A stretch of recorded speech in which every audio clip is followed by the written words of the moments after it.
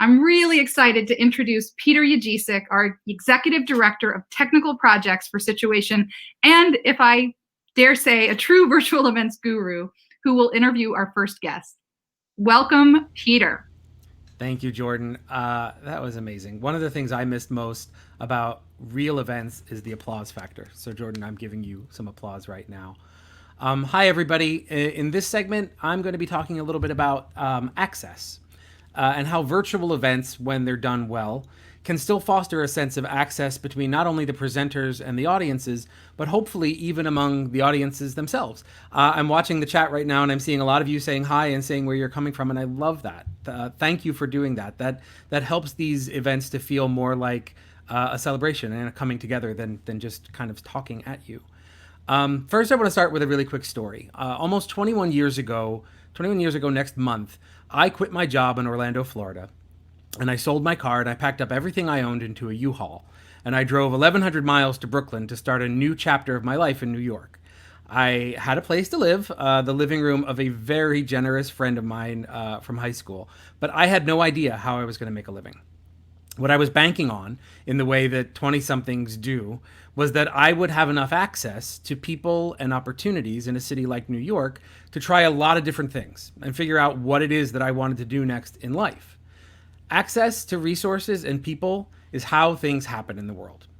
A fact that I think a lot of us are really examining right now through the lens of institutionalized racism. You know, the privilege of getting together in the same place to share ideas and knowledge and to inspire one another is the reason that a lot of us put on and attend events just like the one we're in right now. But virtual events can feel a little bit like speaking a second language. Jordan talked about that sense of loss. I like to think of it as learning a new language. And it's one that a lot of us are now just starting to learn. Webcams and microphones and chat windows, as imperfect as they are, these are the tools that we have to work with right now as far as access is concerned.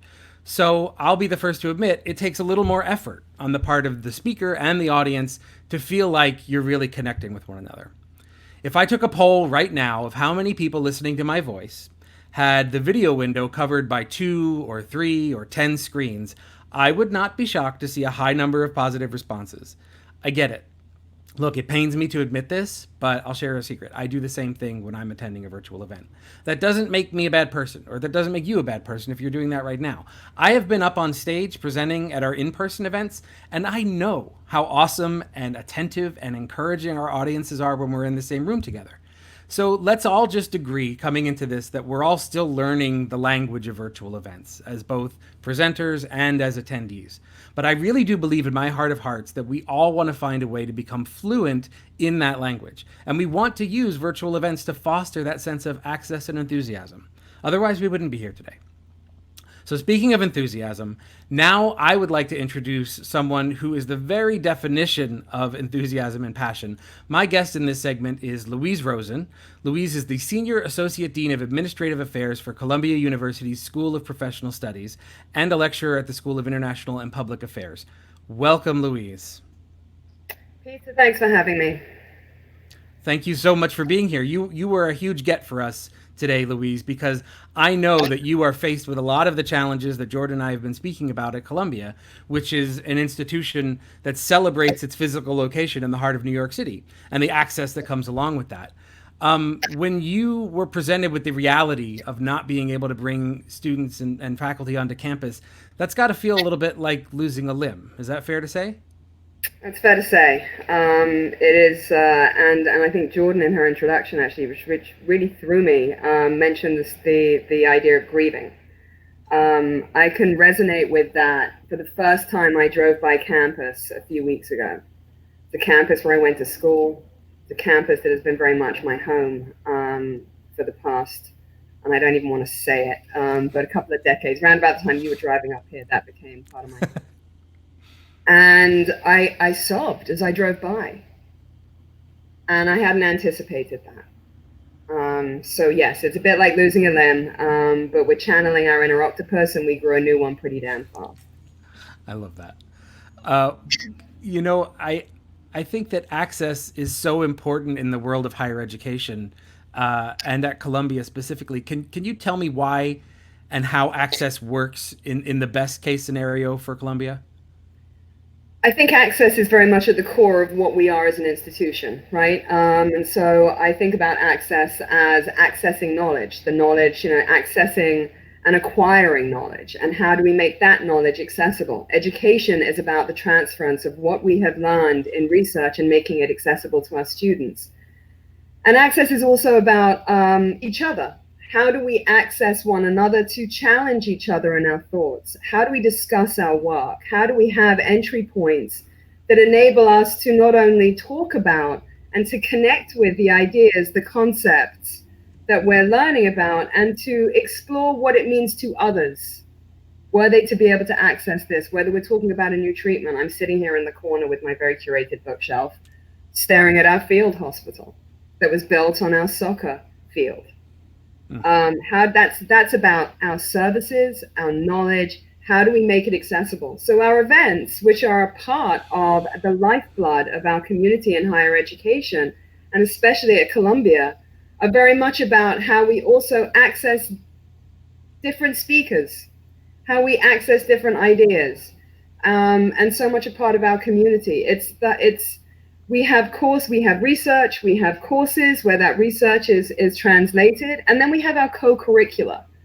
And our co-curricula, for anybody who has been on our campus or anybody who has tried to go from one floor in a building to another, will see the co-curricular as our lifeblood. What you will see are posters, notifications that are littering any amount of real estate that's available. Come and hear this speaker.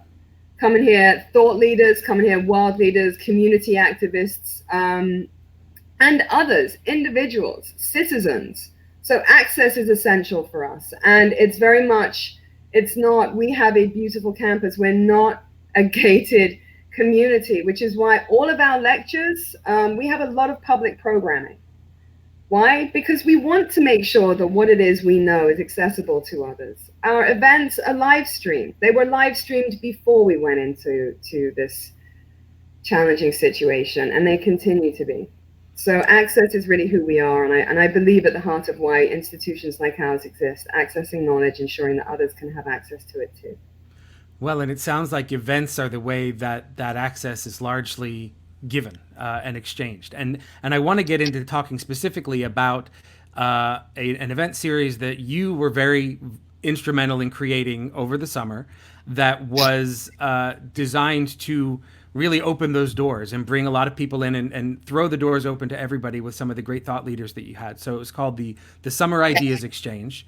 And this was really your brainchild, and you conceived it out of the gate as a virtual series. There was no in-person version of this, and it didn't exist before we were all stuck in our homes. Can you tell us a little bit more about how the Summer Ideas Exchange came to be, what it is, and what need you were filling?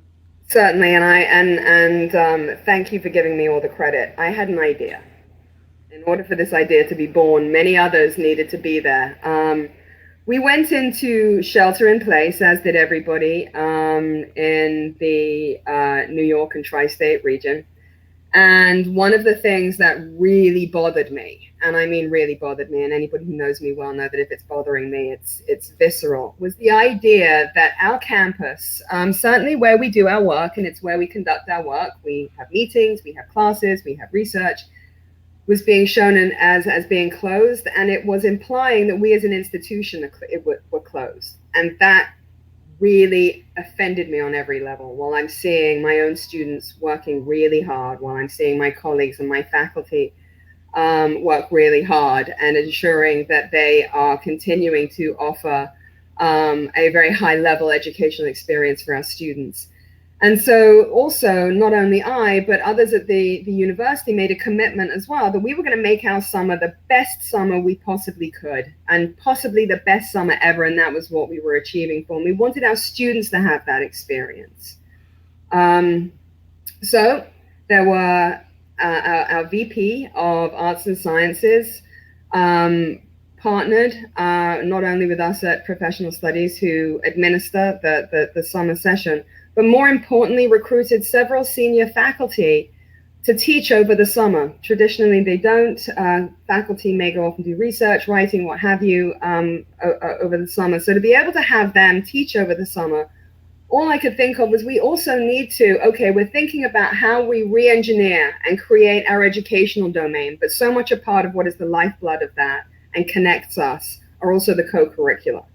So I said that it was important at that time as well for us to be able to have events for our community that enabled us to continue to do what it is when we're on campus, which is to connect. So the idea that I had that was born as a result of my colleagues and my awesome events team and my media team with whom I've worked incredibly closely, and they've become mavens at the virtual space, and I credit them with what it is they've learned. I'm working with another colleague, an event producer, to create not just sort of standalone events, which we could with discrete topics, but rather to create something, an event series, the idea exchange that enabled these senior faculty to be accessible to our broader audience by having conversations that were being facilitated by journalists, other thought leaders, potentially advocates, to open up their work, their research to those who I know are interested, but perhaps not scholars. We didn't want to have academic conversations.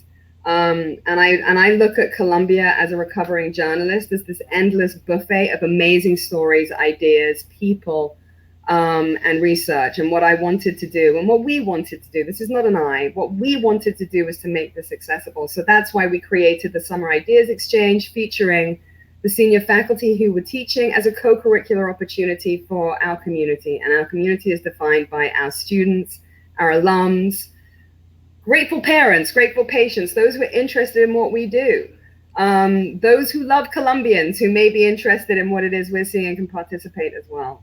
So that was how it came about. Well, I want to hit on for a second something that I think was so genius about the series, which was the moderator pairings, because I think they really worked to help make the subject matter more accessible to a wider audience. You had these amazing faculty who have a very high level of knowledge in their field. And to me, it felt like when I was watching the events that the moderators, who were all great at steering a wonderful conversation, but they could also be a kind of a surrogate for the audience members who might feel that they didn't know enough to be part of that conversation. I think they really helped get people into it and not be afraid. Was that one of the things that was intentional? Fundamentally, that was one of the few things that I did turn around and say that has to be. Again, I think about my own work and where I started off as a journalist when I was working at Newsweek back when it was part of the Washington Post company. And one of the first assignments I had was covering studies and research studies. And so I would get these research papers, and despite the fact that I had done science, my background's in economic and political geography and journalism for that matter, reading these research papers, I had to cut to the chase if I was going to write these stories in one day. And I would ask the faculty or the researchers who had published them and say, okay, why does this matter? And I wasn't trying to be disrespectful. I didn't, and I never mean to be disrespectful. But why does this matter to those who don't know how to read an academic paper? And it was one of the lessons that became really important to me, because then it opened up a conversation with a scholar and with a faculty member who was talking about their work on a different level. And because we wanted these conversations as well to be accessible and to be dynamic, it's not that they're not when faculty is speaking to other faculty. It's to say that their conversation may become inaccessible to those who are not familiar or as sophisticated in the topic. We wanted to make sure that we had a sophisticated conversation that was not undermining the academic integrity, but could enable others to be able to really understand and participate in the conversation. Well, I think you achieved that goal tremendously, Louise, and I encourage our audience to check out the events. They can go to summer.sps.columbia.edu, and we'll drop the link into the chat as well. And you can click on the banner there to see all of the amazing events. I know you're thinking about extending it into the fall. Is that true? Very much thinking about extending it into the fall. Great. I'm working on that now. Well, we will be sure to ask you more about that in the Q&A, and we'll certainly let our audience know when that's coming up as well. Louise, thank you so much for your time today. I really appreciate it. My pleasure. Thanks for having me.